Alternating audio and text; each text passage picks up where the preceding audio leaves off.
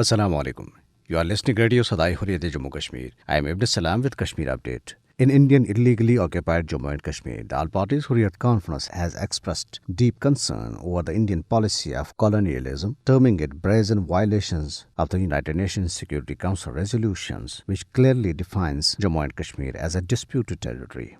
The All Parties Hurriyat Conference General Secretary Maulvi Bashir Ahmed Irfani, in a statement issued in Srinagar today, said that the Kashmir dispute could only be resolved in accordance with the wishes and aspirations of the Kashmiri people. He termed the issuance of the domicile certificates to the non-state subject spouses as a brazen conspiracy of implementation of the new set of laws to change the demography of the disputed territory. He added that India, as an aggressor, has crossed all limits of illegal expansionism which had never been accepted by the freedom-loving people of Jammu and Kashmir.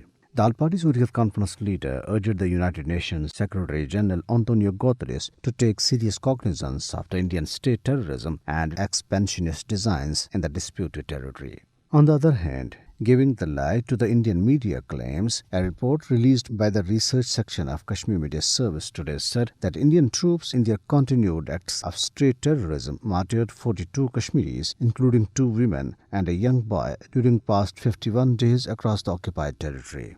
Indian media had claimed that only 36 persons were killed in the month of June and July in the occupied territory. The report maintained that the troops martyred 24 youth during 135 cordon and search operations launched in the past 21 days of July, while 16 Kashmiris fell to Indian bullets during 152 similar operations in the last month of June. The report said that over 100 Kashmiri youth were arrested by Indian troops and police personnel during the period.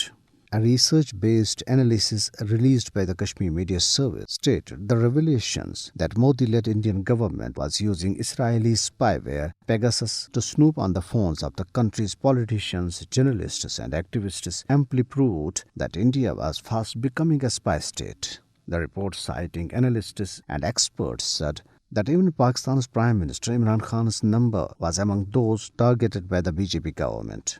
It pointed out that most of the individuals were targeted in the run-up to the 2019 Indian general elections, which saw Modi return to power with a bigger majority than in 2014.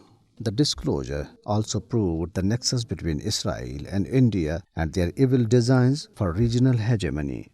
The analysts and experts said that the snooping of private phone numbers of its critics proves that the BJP government can go to every extent to achieve its nefarious designs in the region. Latching on to the Pegasus snooping row, West Bengal Chief Minister Mamata Banerjee said that the Narendra Modi-led government was trying to convert India into a surveillance state. The Editors Guild of India also demanded an urgent and independent inquiry into allegations of widespread surveillance on several Indians. It said that the Pegasus snooping was a brazen and unconstitutional attack on freedom of speech and press.